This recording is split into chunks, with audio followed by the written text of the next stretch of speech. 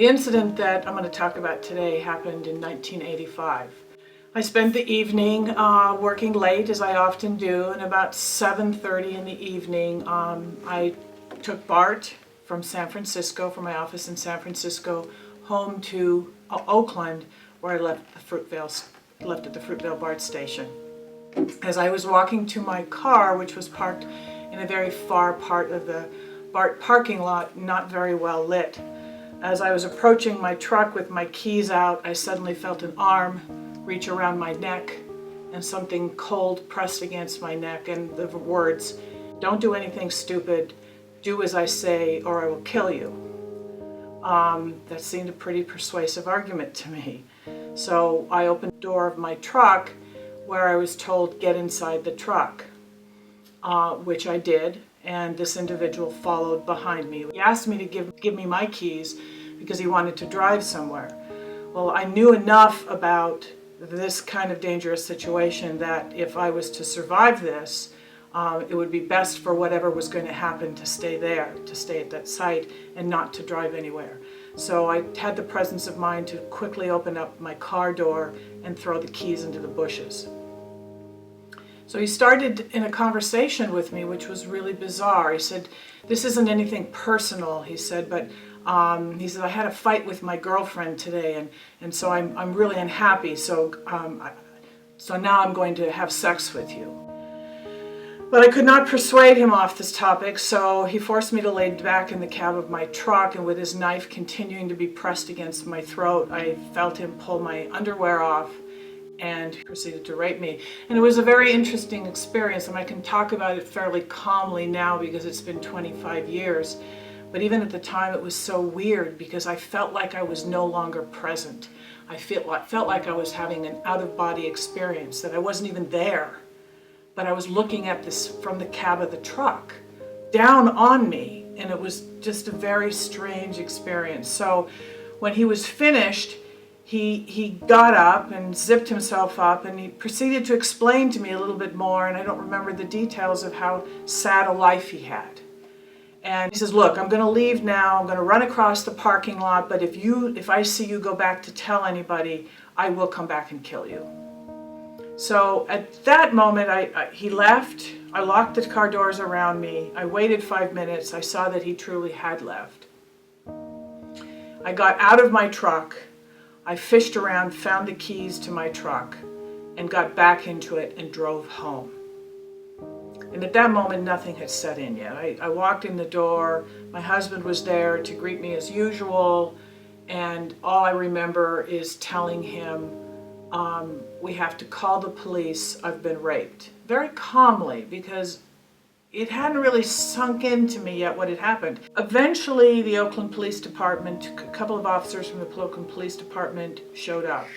What was really interesting to me was the reaction I got as I was telling the story to him about what had happened. When I left and came home, and that's where we called police, he said, "Well, that was the wrong thing to do. You should have stayed where you were and walked back across the parking lot to the BART station agent to report it." And I looked at him and I said, "Really? Is that the same advice you would have given your mother or your daughter?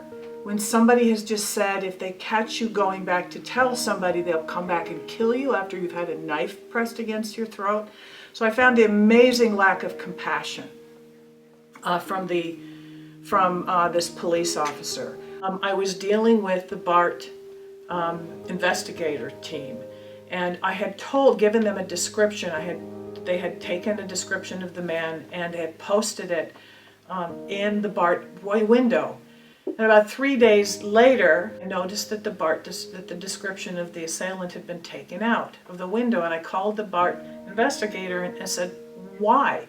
This is December. Women are going to Christmas parties late. The BART parking lots are very dark. It's very dangerous for them. Why would you take that out?" And he told me, "Well, I will deny this in a court of law. I've asked in a court of law, but the BART board does not want people to think that taking BART is unsafe."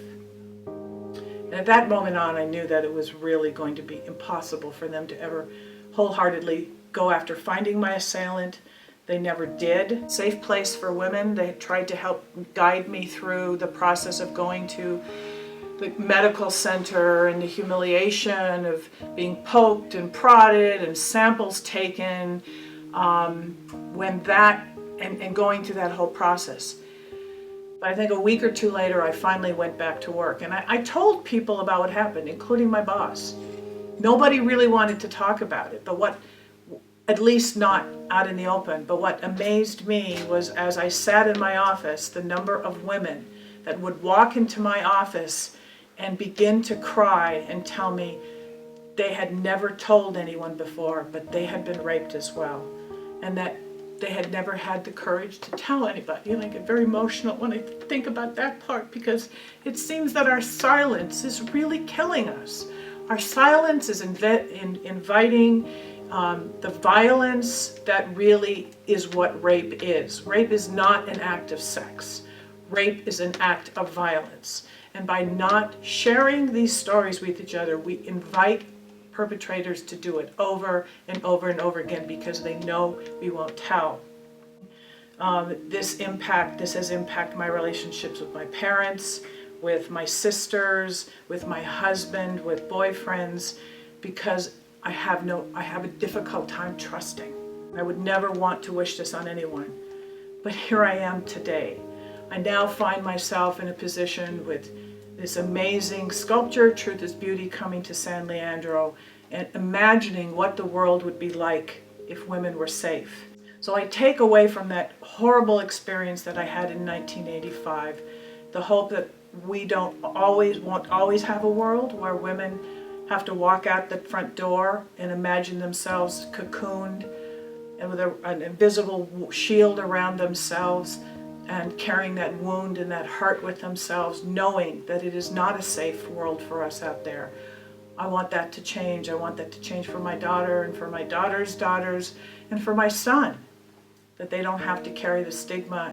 So I want that to be back for them and for us, so that this horrible experience that I had of being raped and now being a survivor, that something good can come out of this, and that we're going to move past this to become the women that I know that we really are meant to be. Full, strong, standing tall in our own power and in our own intelligence and our own spirit. And I'm so glad that I've had this opportunity to tell this story.